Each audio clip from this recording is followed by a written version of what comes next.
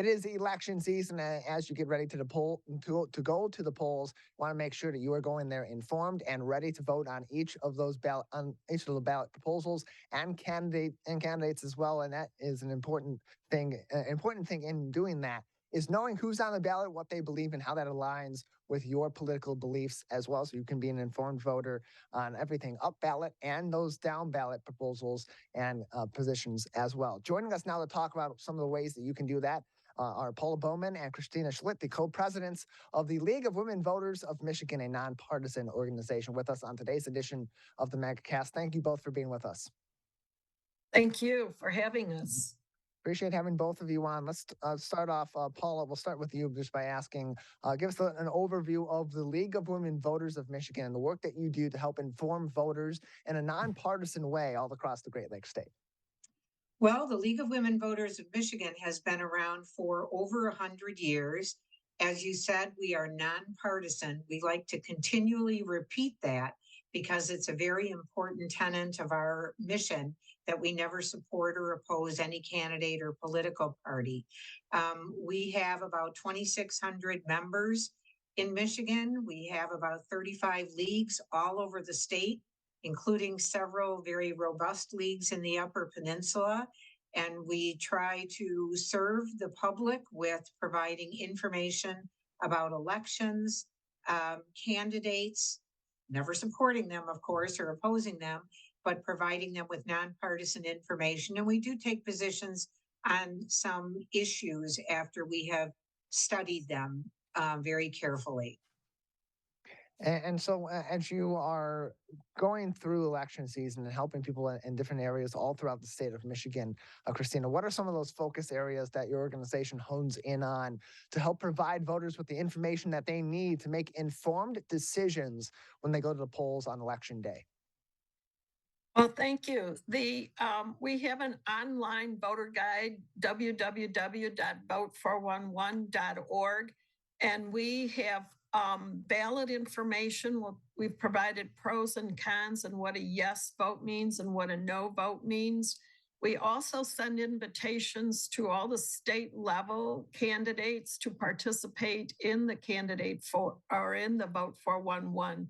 We send out questions and give them the opportunity to answer those questions. We make a concerted effort to follow up because sometimes people don't recognize that this is what we are asking for. We do not alter the responses. This is straight from the candidate. And we do, however, there is a word limit, so it drops off at that point. And if it's slanderous or of that nature, we don't, we ask the candidate to reconsider what they're saying. We also have a printed voter guide that's being distributed as we speak throughout the state. It is a reflection of Vote 411. However, it does not have your local races in it that Vote 411 online does. And Christina, just to continue on from what Paula had said earlier, there are some certain issues, while the organization is nonpartisan, there are certain issues that you do take informed positions on. Can you discuss that and why the League of Women Voters does take a position on some of these issues, given that it's nonpartisan, and B, what you hope the impact of taking those positions is on voters? Well, thank you. As you know, the league started out 102 years ago as an advocacy unit to get the vote for women. And we do have the two arms, the educational arm where we're nonpartisan, we do not support or oppose candidates, but we do take we do take a stance supporting or opposing positions. And as Paula mentioned, we have positions based on study. We do not, if we don't have a position, then we remain silent on the issue.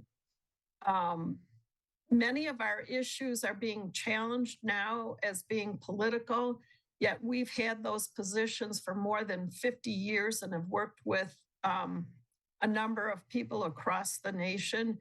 How we do this is an extensive study by professionals, and then it is brought to the league as a whole to support it or not through consensus. And then we use it as a method to oppose or support particular items. We use it to influence the public policy through our advocacy. And part of that mission is to promote political responsibility through informed and active participation by citizens in government.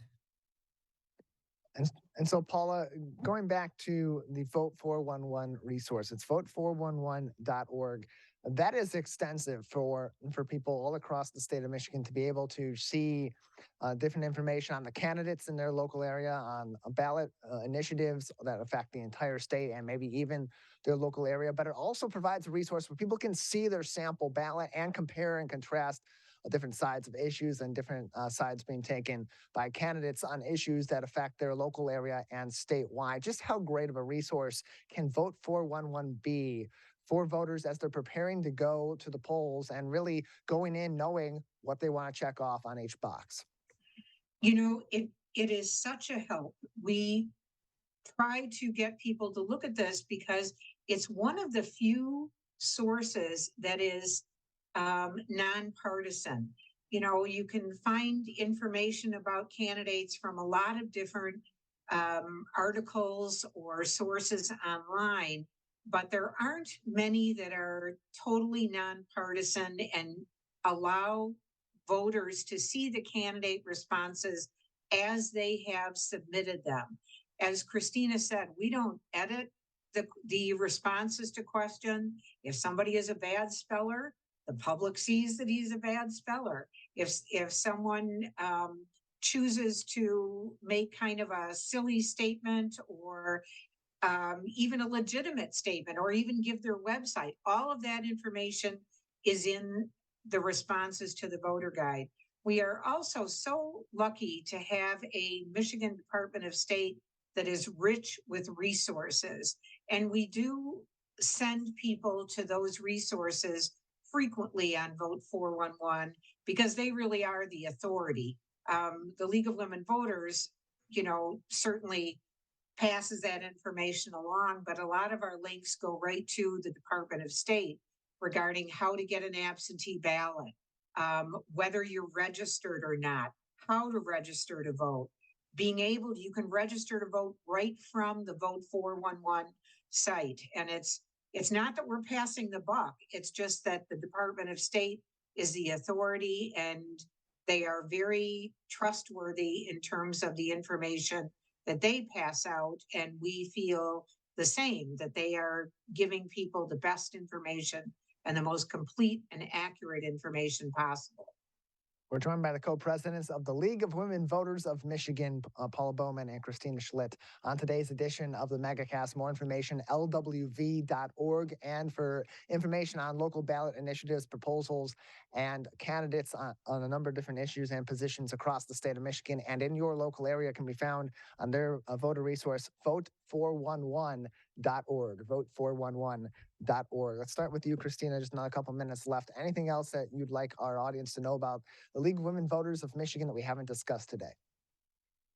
Yes, we'd like to elevate the fact that through our education process, we are a trusted source of information. And as Paula stated, we go to the source, the legal source, which is the Department of State. So we use that information, and we would like people to actually take the time to have the truth and not mis and distruths. And Paula, you as well. Anything else we haven't discussed today you'd like to mention? You know, one event that we have coming up that I would really like to direct attention to, a lot of people don't know the role of the Board of Canvassers in Michigan, both at the county level and the state level. And we are having a panel of experts discuss that role on October 5th at 11 o'clock. And the public is invited to watch that information. It'll be on our website later, but it's also on our Facebook page live on that morning of October 5th at 11 o'clock. So it's a great part of the election process that a lot of people don't know about, but it's very important.